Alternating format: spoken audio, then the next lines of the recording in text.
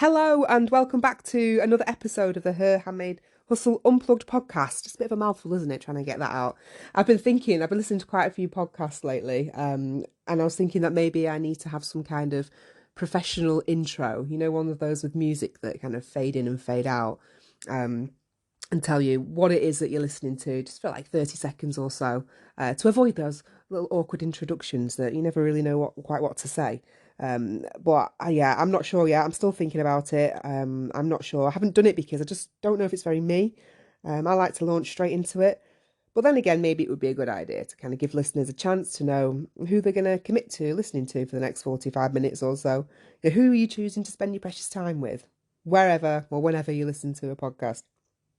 I like to listen to mine, not my own podcast, but other people's podcasts while I'm prepping my lunch or, I'm walking to nursery to pick my little girl up. Anyway, I might do one. I haven't decided yet. But this whole dilemma leads me on to what I'm talking about today. And it's something that we all struggle with. And I think it's very prevalent, especially in self-employed people and particularly us creative types. So how many of you come up with an idea or a product for your business that you think is a good idea at the time, seems viable, it's possibly trending, everybody else is jumping on the bandwagon with it, making money from it, so why not you? Why not try it? Sometimes you even go as far as developing the idea, the product, the service, whatever, launching it, getting it to the point of sale. And then you realise that something isn't quite right. It just doesn't fit. And ultimately, you aren't excited about it. And I think the main reason is because it just doesn't feel like you. I've done it numerous times with Vintage Tree, my stationery business, where I've thought of a product, I thought that is a great idea, everybody is going to love it, and then there's just been nothing. One I did a couple of years ago, so I designed some really lovely teacher cards. I mean, I don't really normally make greetings cards, but we did a beautiful design with a colleague of mine. Really, really nice they were. Bright, cheerful, quite witty. Anyway, nobody got them. Nobody even bought one, I don't think. And I've now still got like a tray of them in my office somewhere. And it was just one of those things that just didn't work. And probably because it wasn't me. I say I don't make greetings cards as a rule. And I feel like it just didn't work for that reason. And maybe you've tried lots of different ideas for designing a product that you think you should be selling, and even selling it in a way that you think you should be as well. So maybe you're creating TikTok videos of you dancing around and pointing at the screen in random places, where you're going to add text in later. Come on, we've all done it, haven't we? But yeah, you hate TikTok. You never dance.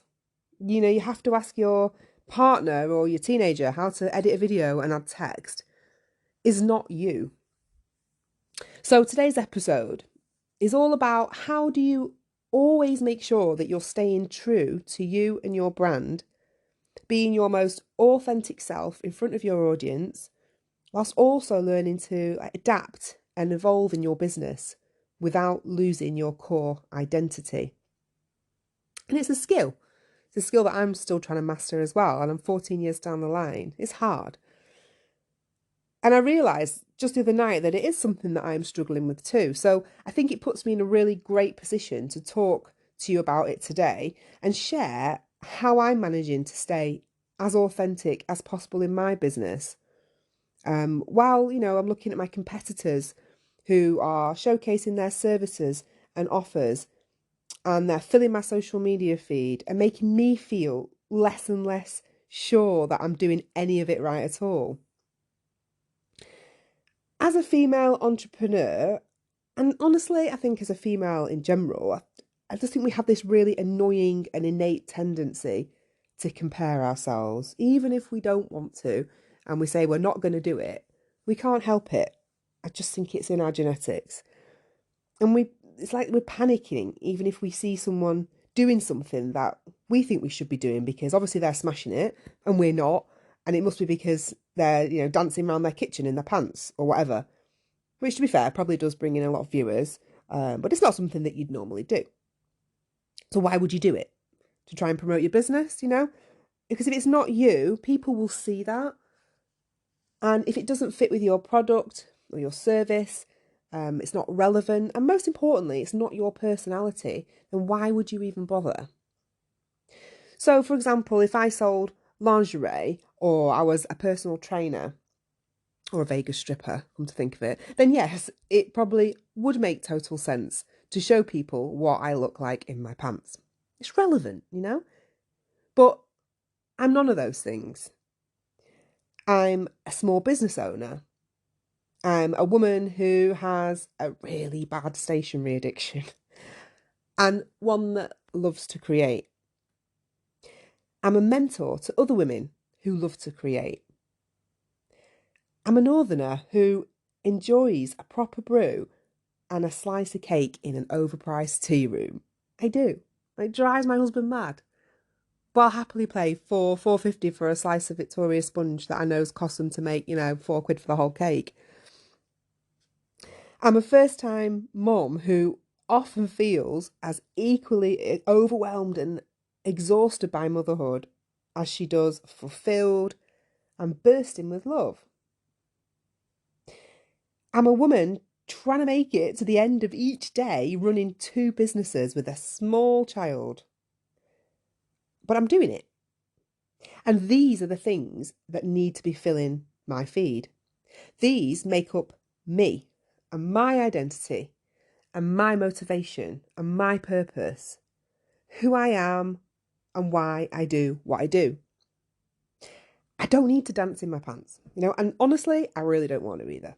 It wouldn't gain me any followers, that's for sure. I would obviously lose quite a few in the process. But more importantly, I don't have to, because it's not my style. It's not an accurate representation of me or of my business. People like to buy and they like to support people that they like and that they feel they can relate to. And these will be your tribe. These will be the people who are going to follow you avidly. They're going to be the ones who are interested in what you're about to say and what you've got to show them because they relate to you. So if you put a false reading out there on your social media marketing or wherever, it isn't going to do you any favours. It'll confuse people, if anything. They'll sense the uncomfortableness, the pressure you feel of trying to do what everyone else is doing, and it won't feel authentic. Now, I don't know about you, but I'm one of these people that will do the opposite of what everyone else is doing. Sometimes be awkward. Sometimes I can be a little bit awkward, admittedly, but mainly because if it's not me, I won't do it. I don't see the point. And it doesn't mean that I haven't done it in the past. I have. I've tried loads of things, especially with Vintage Twee when I was first learning. I've tried loads of things because I thought maybe that's why this person is more successful than me. So I'll give it a go. I've done certain reels, like trending reels. I've designed certain products that I feel like other people are doing well with, whatever. But I've come to realise that it just doesn't work. I'll give you an example. So I follow a lot of female business coaches because this whole area is new to me, admittedly, it is. I've been a designer for a long time, since 2010. And I've always had a physical product to sell, something tangible, people can see it, they can hold it, they can feel it, they can fall in love with it before they buy it, It's one of those things that when you're scrolling a feed, you know instantly if you like it or not because it's your style or it's not. You can see it. And you tend to find that if you are a product-based business, you'll sell a lot more quickly with a product because people know what they're getting for their money. It's something tangible. So you'll post a photo on your Facebook or your Instagram feed and someone will love it and they'll message you and they'll buy it. But if you're service-based, it's a lot different. And I was noticing that a lot of the women coaches that I follow, they put a lot of offers on their feeds with what we call hooks to get people's attention. Comment this if you want me to send you the secret of getting seen on social media. Or 3 things that made me my first million. Read caption, swipe to see, all this kind of stuff. Yeah, it's a hook and a half. Who doesn't want to know how to make £1 million doing just 3 things? We all do. But it was really annoying me, and it's still annoying me, because ultimately they are just selling air. But before it annoyed me, before I realised that so many people were doing this, I just thought that's how I had to be as well. And when I designed the website for Her Handmade Hustle, I adopted the sort of the same tone of voice that actually it didn't sound like me at all a lot of the time. It sounded like these other women on social media that were presenting their offers and their personality and how they work. But I thought that that was why they were succeeding or appearing to, because let's be honest, nobody ever really knows how well someone is doing unless you're honest about it. What we put out there on social media can be totally different to our actual experience. So, bearing this in mind, that I just felt like it wasn't me. I felt like something wasn't clicking. So last month, while I've been off, I rewrote all the content on my website for Her Handmade Hustle. I redid all my offers to make sure that they reflected me and my core values. I'm honest, I'm real, I'm down to earth, I'm friendly, I'm helpful, I can be funny, I'm told at times. So I rewrote it all, and I ignored what I thought that I should sound like, and instead I wrote as I actually sound. And it reads so much better. It feels so much more like me. And hopefully there's not this massive discrepancy now between what I put out there on social media and what people find when they come to the website.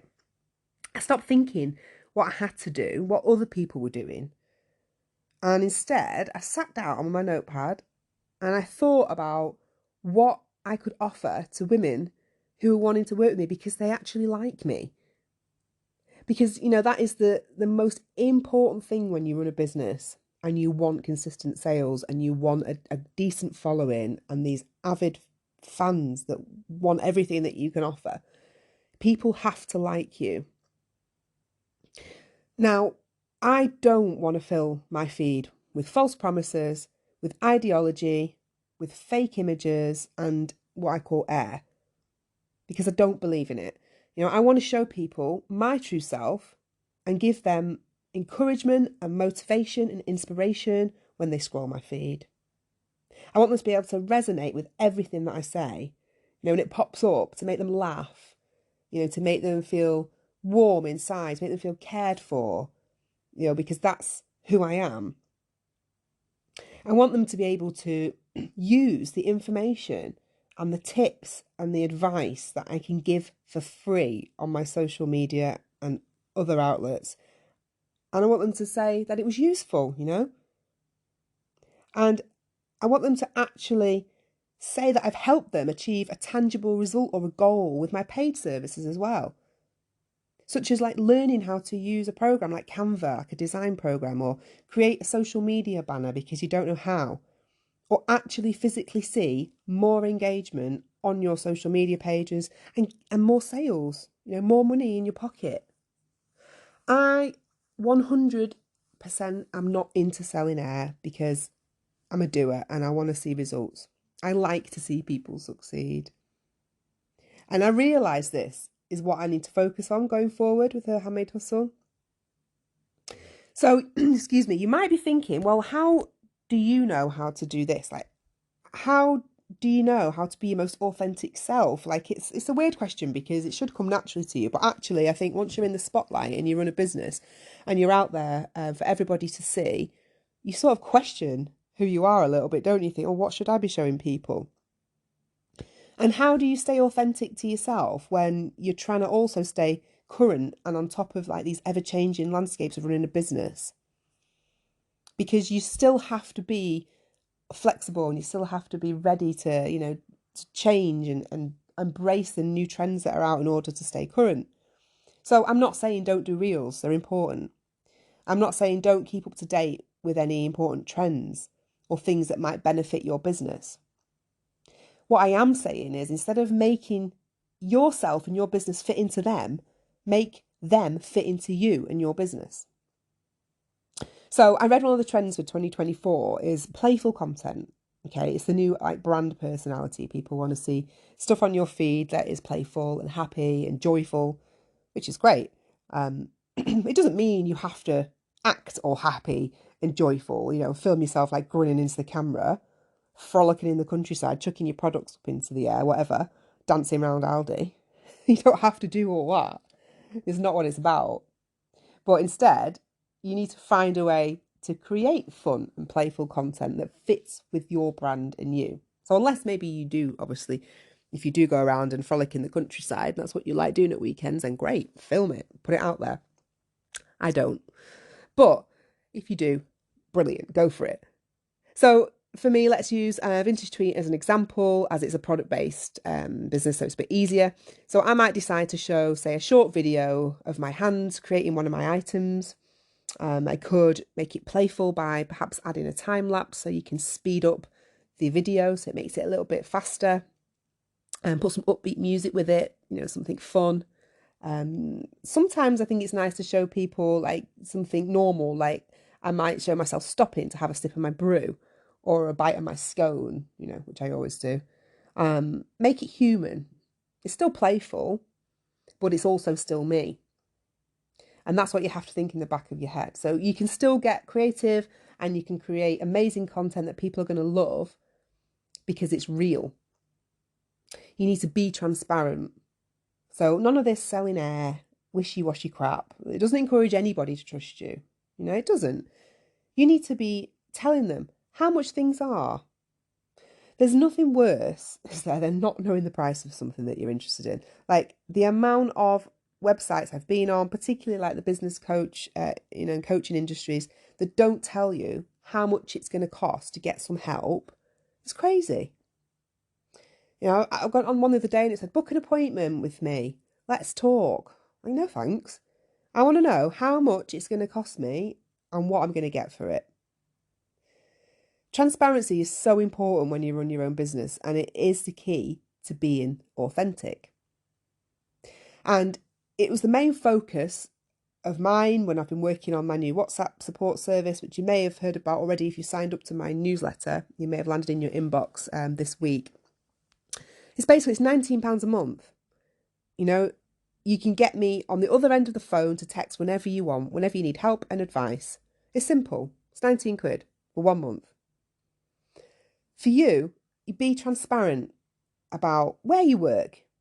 Do you work at your dining room table, or do you have an office? Do you work in a shed? How are your products made? What are your business beliefs, your ethos? Do you work in your pyjamas with a 4-year-old under your desk in the school holidays? No, just me, that one. So you need to tell people about your commitments to things like sustainability, anything that you truly believe in. It's all content and it's all authentic content. And actually, you'll probably find that it won't even feel like too much of an effort, as it will come easier to you to think of all the stuff to talk about and post about, because it's coming from you, from inside you. So talk to your audience as you would a friend. Unless, of course, you're always very drunk with your friends, and then maybe not. I've got a couple of friends that would probably say that I shouldn't talk to people as I do to them. But you know what I mean. People are going to fall in love with you, your personality, and then they're going to fall in love with your products and your service. And actually, you don't need to do much more than just being your true self. So I've got a little exercise for you to do here. So you might want to grab a notepad, grab a pencil, pen, whatever, or if you're on your phone, on your computer, and open up a new page. And I want you to write down 6 of your core values. So what are the things that define you? Think about what you want people to write about you in your obituary, or what you want to be remembered for. What are the 6 things that make up the true essence of you and what you stand for? So I'll give you an example. Like, these are mine. These are what I've got on my website. I've got honest. I've got caring, supportive, inspiring, courageous, and humorous. These are sort of like the 6 things that I base my whole business values around. Now, once you've got your list of values, you should have 6 things on your list. You need to think about how you can incorporate them into your brand voice, the things that you're putting out there to people. What content can you create to show people what you do and who you are using these core values as your starting point? So, if we were using my core values as an example, there's a recent one that I put on my vintage twee page, and it was a while ago. Actually, it wasn't that recent. It was a while ago. I think it was last summer. Yeah. So I posted a photo of myself at my desk, that my daughter, who was 3 at the time, took because she wanted to take a picture of mummy working. She came up to me and she asked me, "Oh, mummy, can I take a picture of you at your desk?" Now, I wasn't having the best day. I think it was the summer holidays, so you can imagine trying to run a business and look after her. I had about probably 2-3 hours sleep as usual. I'd had this lull in sales because I'd lost consistency over the holidays. I was opening and closing, so I didn't have that energy, of like making money and thinking, yeah, I've got all this sort of stuff coming in and I feel great about myself, my business.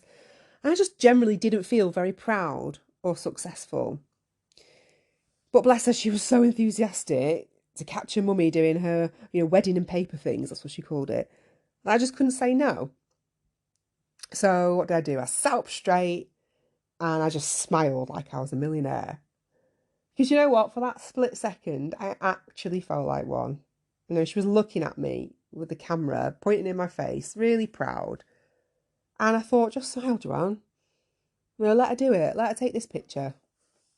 And it was a gentle reminder that even though it's been tough for small businesses, and I think it particularly so over the last year, 2, 3, we fight to keep them going for a reason. She was my reason. And that's why I sat up straight and I smiled that day. And I actually decided to put the photo on my social media feed. And I'm going to put it on the Her Handmade Hustle one as well, just so you can see it. And it sort of like tells people how I felt in that moment. I wrote it in the caption. And it was honest.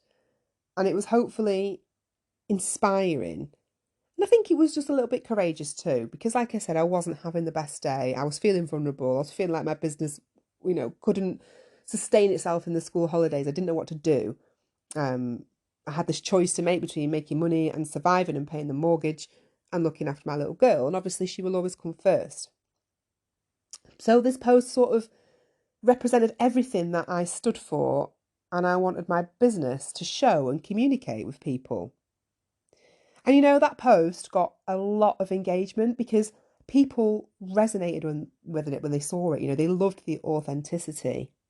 And actually, it still remains one of the top performing posts to this day on my page. And it showed people me at work as well, which people always like. They're nosy, aren't they? They like to see your house. They like to see the inside of where, their things are being made. People also saw my motivation for doing what I do. They saw that I was a real person with real concerns and real feelings about my business, and that I also wasn't afraid to show it, because that's what I feel the problem is with social media, that a lot of businesses put things out there that aren't real. We've all seen those posts that say, "Oh, we've sold out of this. God, we're so busy. Make sure you get your orders in now." Like this pressure of trying to get you to buy, and actually probably they're putting it out there because they've had no sales and they've got nobody interested. We just don't know. But I think that it's what truly makes your business stand out, being honest. So have a think about what your core values are and try to write down some ideas alongside them about the kind of social media content or blog posts that you could create based around them. It's a really great way to get some natural, authentic content for your followers, and it'll probably come a lot easier to you than trying to overthink your next post. Just posting a photo of your morning coffee and a pastry just so you look good because everyone else is doing it. When actually what you really have for breakfast, if you get time at all, is like the dregs of the packet of Frosties and some questionable milk because you probably gave the good stuff to the kids. Or is that just our household? There's definitely no smashed avocado on sourdough toast in our house in the morning, I'm telling you. I'm lucky if I even get my breakfast. In fact, I caught my daughter the other day. So funny. She was hiding behind the sofa. I mean, I didn't know this at the time, but I couldn't find her. And I was just like, Eden, where are you? She was really quiet. I thought, oh, she's up to no good. All parents know if you can't hear your child, then you know that they're doing something they shouldn't be. And I searched her out.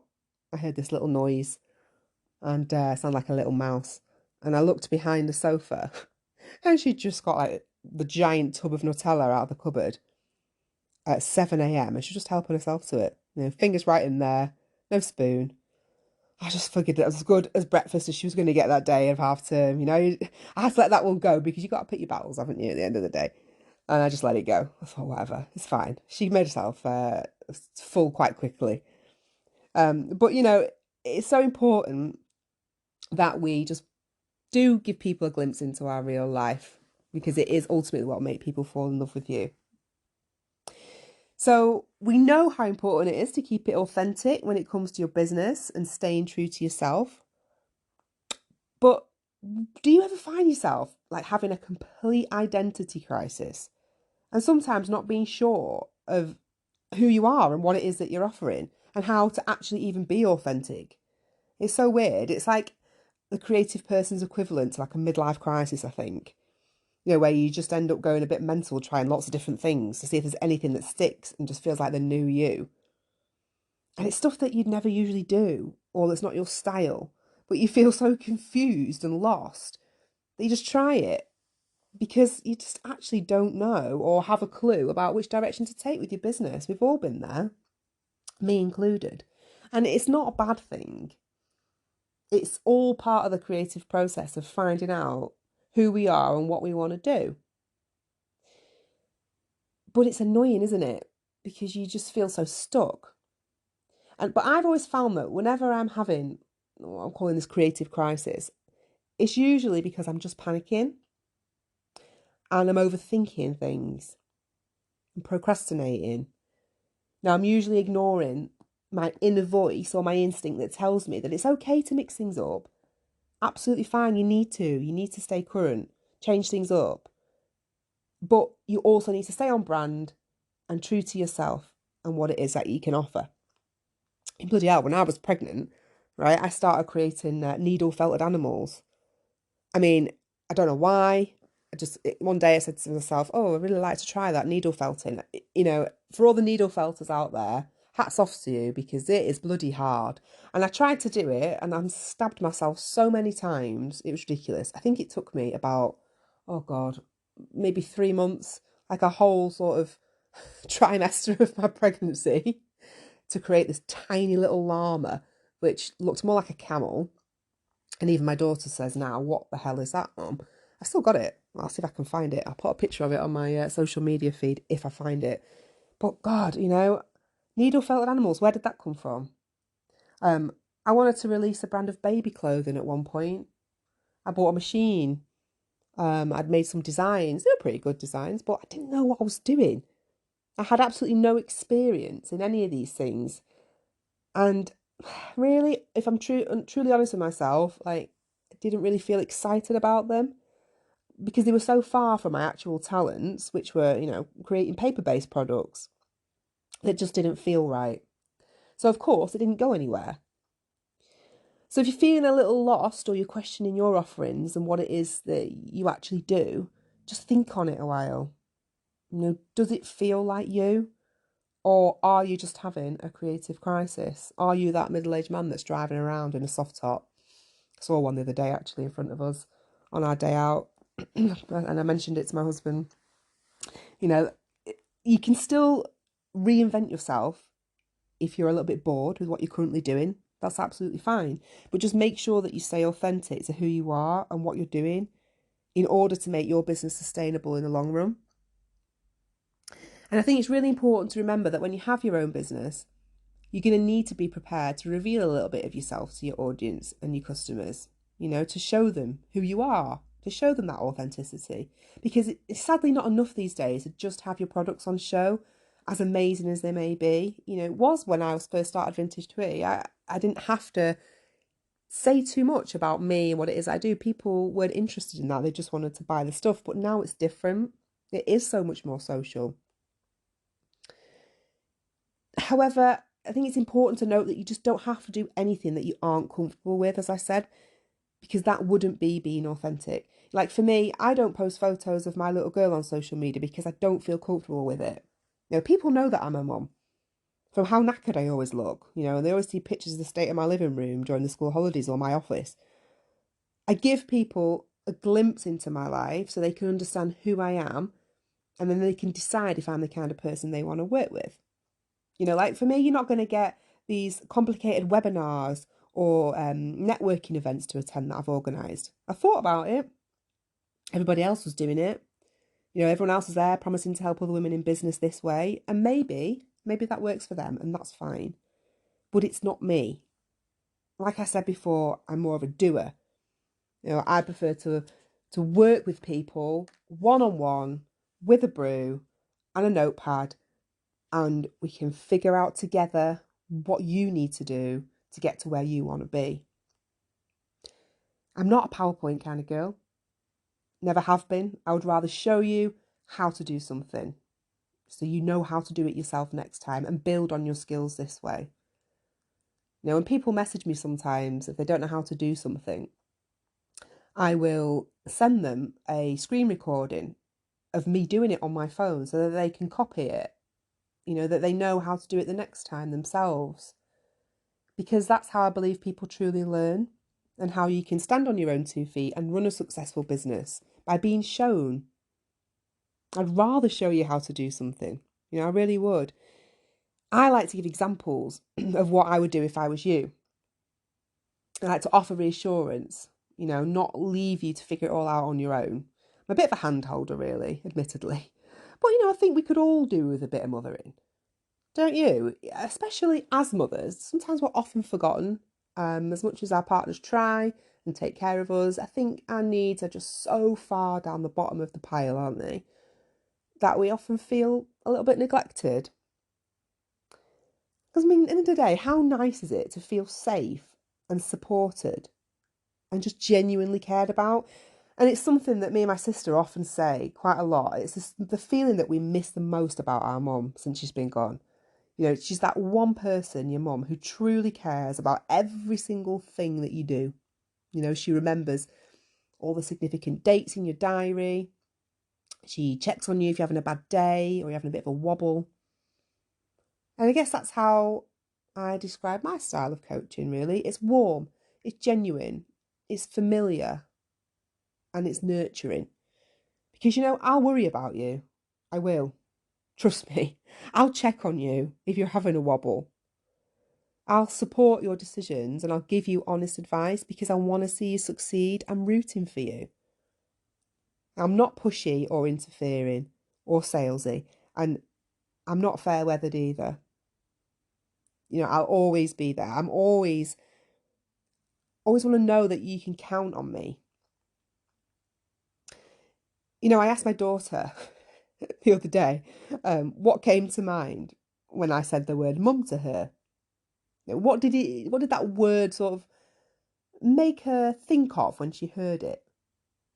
You know, I was hoping for some like profound answer and some heartwarming way to end this podcast episode authentically, you know.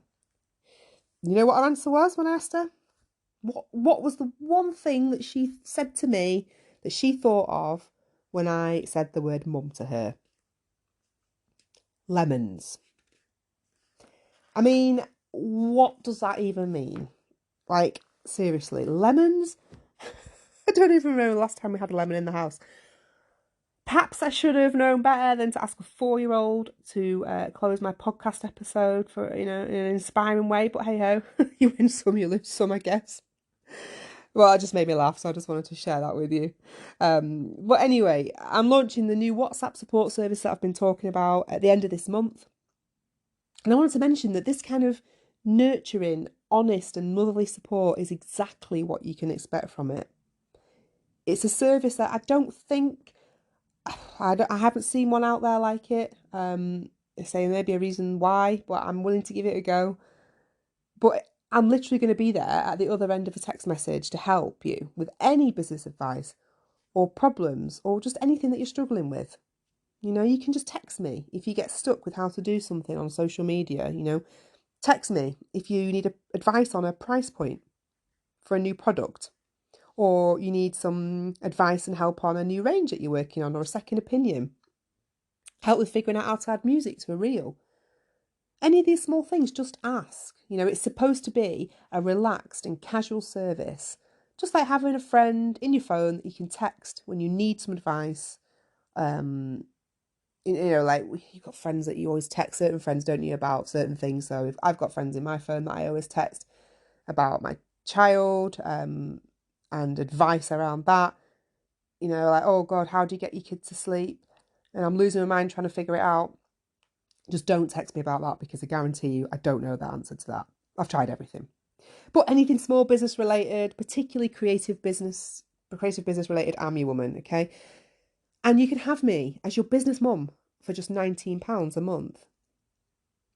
For 1 month, for 2 months, 3 months, whatever you want, 6 or 12 months, whatever you need. Because the beauty of it is you can just pay as you go.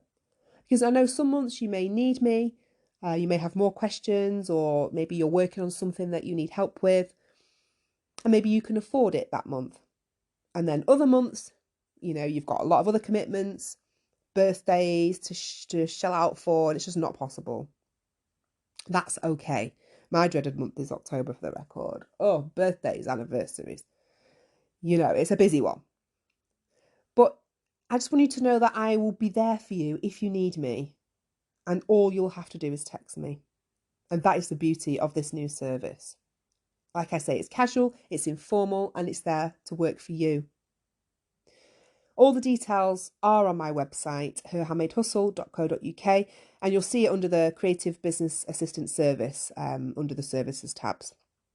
It's not actually live to buy until the end of this month, but you can register your interest and sign up for my newsletter to be notified when it goes live. So I'll put the link to that in my show notes for anyone that's interested. But just to recap on today's episode, the main things to take away from it are: number 1, try and be as authentic as possible when communicating with your audience. Don't fall into the trap of doing what everyone else is doing because you think that you should. Number 2, you can still evolve and change within your business to keep on top of what is popular, but make it fit into your business and around you rather than the other way around. Number 3, always be transparent. Always, always. A lot of people can work you out within, a minute, if that. So let them see a little bit of your life so that they can see your authenticity and who they are supporting when they are considering making that all-important purchase from you. Number 4, identify your core values. I want you to write down 6 qualities that define you and use them as the foundations for all of your social media content and marketing. And number 5, lastly, don't worry if you find yourself in the middle of a creative crisis. Don't panic or overthink everything. Just take a step back. Trust what feels like you and what doesn't. And if you're doing reinvent yourself, that's fine. Reinvent yourself, your offerings, whatever. Just make sure you keep them true to you and what you are good at. So that brings today's episode to a close. I really hope you've enjoyed it. I hope it's been helpful. And you've come away thinking differently about how to present yourself in your business. Just to make it that little bit easier for you to think of things to tell people about and to show people that your true authentic self is out there for them to see. I'm going to get off now. I've got quite a lot to do today, so I'm going to go. But I've really enjoyed recording this podcast episode. I hope you have enjoyed listening to it, and I will be back. I think next week I'm having a break because I've got a long awaited little trip, which I'm really excited for, a little family holiday. So we're going to be taking a break for a week, but I'll be back the week after that with a brand new episode for you to listen to. So thanks so much for your time today, and I wish you a fabulous day, whatever it is that you're doing. Take care. Bye-bye.